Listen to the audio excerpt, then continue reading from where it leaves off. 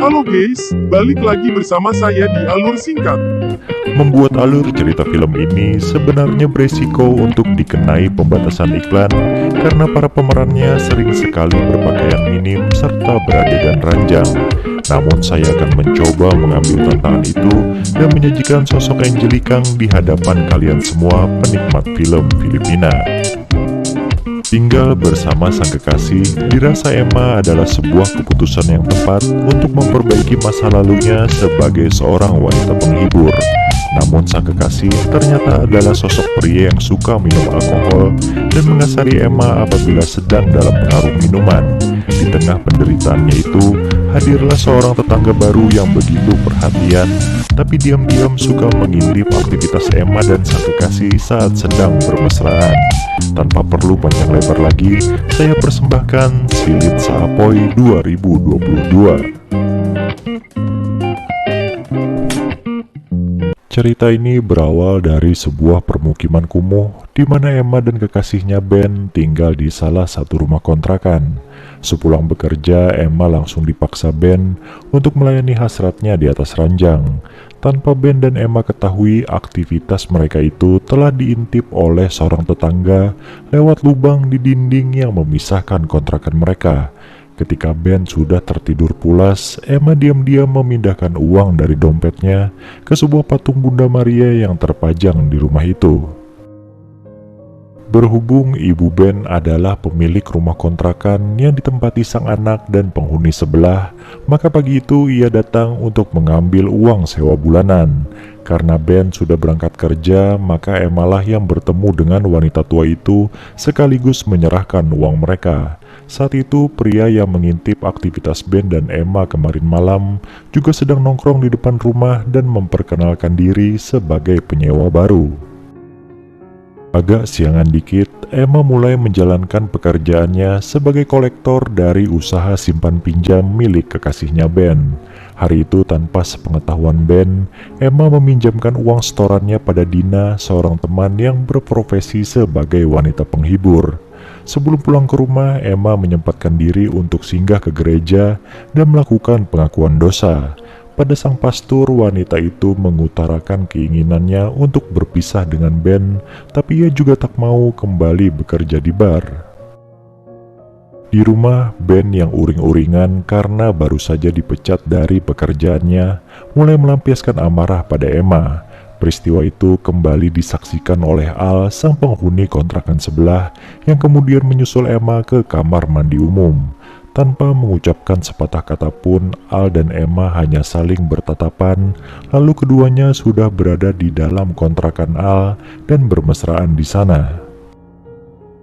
Dari percakapan mereka setelah beradu peluh itu, terungkap kalau Al adalah seorang mantan narapidana yang dulunya bekerja sebagai penyalur wanita panggilan.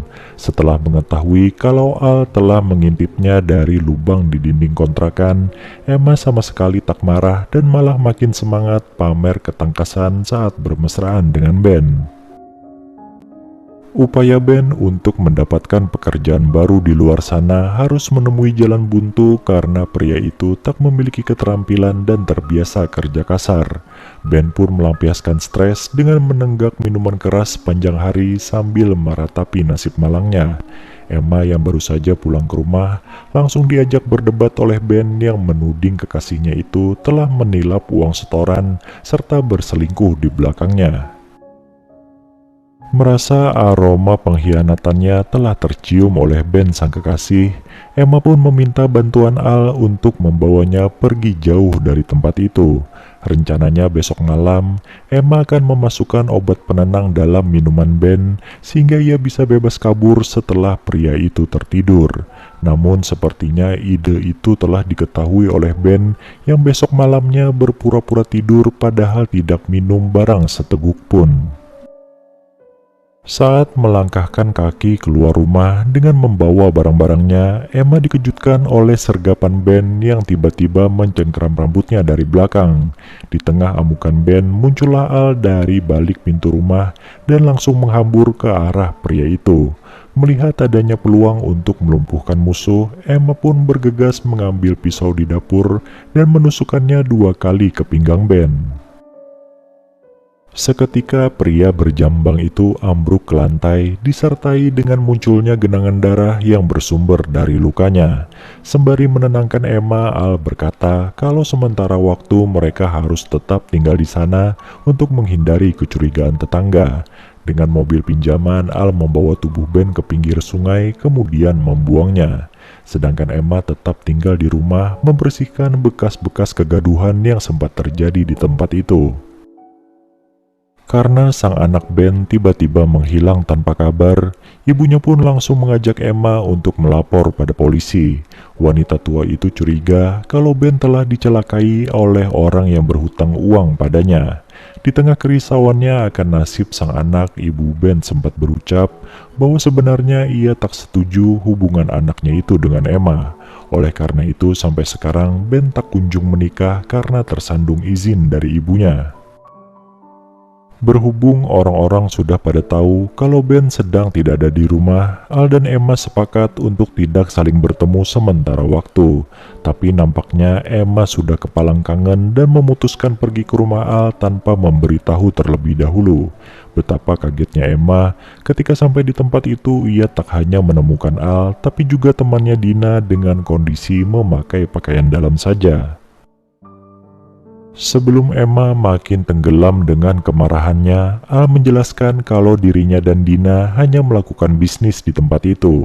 Al berperan sebagai penyalur yang memperkenalkan Dina pada lelaki hidung belang, dan ketika tadi Emma datang, Dina baru saja selesai berkencan dengan sang klien. Tanpa diduga, Al tiba-tiba menyuruh Emma bekerja seperti Dina sambil mengancam akan memenjarakan wanita itu atas perbuatannya pada Ben. Karena takut berurusan dengan hukum, mau tak mau Emma harus mengikuti perintah Al dan berkencan dengan pria yang membayarnya. Al yang awalnya nampak perhatian pada Emma, kini berubah acuh tak acuh ketika sang kekasih dijamah pria lain. Niatan hati ingin memperbaiki hidup dengan pasangan yang baru, Emma malah kembali terjerumus ke dalam lembah hitam. Sebuah peristiwa mengejutkan pun terjadi ketika Emma baru pulang ke rumah dan menemukan sosok Ben yang tiba-tiba muncul dari kegelapan. Dengan tampilan kucel serta baju yang lusuh, pria itu berkata kalau dirinya bukanlah hantu. Namun Ben menegaskan keinginannya untuk membalas dendam pada Al selingkuhan Emma. Ben menyuruh Emma untuk mengajak Al ke rumah, lalu ia akan menghabisi nyawa pria itu dengan tuduhan telah melecehkan Emma. Tanpa membuang waktu, Ben dan Emma langsung menjalankan rencana itu dengan memanfaatkan lubang di dinding kontrakan. Rasa penasaran Al sontak menyeruak ketika Emma berteriak minta bantuan, tapi sosoknya tak kunjung juga terlihat. Sesampainya Al di kontrakan sebelah, ia langsung dibuat lengah dengan pelukan dan ciuman Emma. Di saat itulah Ben muncul dan menyerang Al sampai keduanya bergumul di lantai. Emma yang tidak peduli pada hasil siapa yang menang dan siapa yang kalah, melemparkan pisau ke dekat dua pria itu. Harapan Emma pun akhirnya terwujud saat Ben dan Al saling melukai satu sama lain, berujung dengan hilangnya nyawa mereka berdua. Tak seberapa lama polisi datang ke rumah kontrakan itu karena mendapat laporan dari warga. Dengan berakting seolah-olah dirinya adalah korban, Emma berhasil mengelabui polisi serta ibu Ben. Beberapa hari kemudian Emma memutuskan untuk pergi dari kontrakan itu, tentunya dengan membawa serta patung Bunda Maria berisi uang. Pelajaran yang bisa kita ambil dari alur cerita film tadi adalah seorang pria yang baik tidak akan pernah berniat untuk menyakiti hati wanita, sebab Tuhan menciptakan wanita dengan segala kelebihan dan kekurangan agar dapat menyempurnakan kehidupan pria yang menjadi pasangannya. Demikian alur cerita film Silit Saapoy 2022. Semoga terhibur dan bahagia selalu.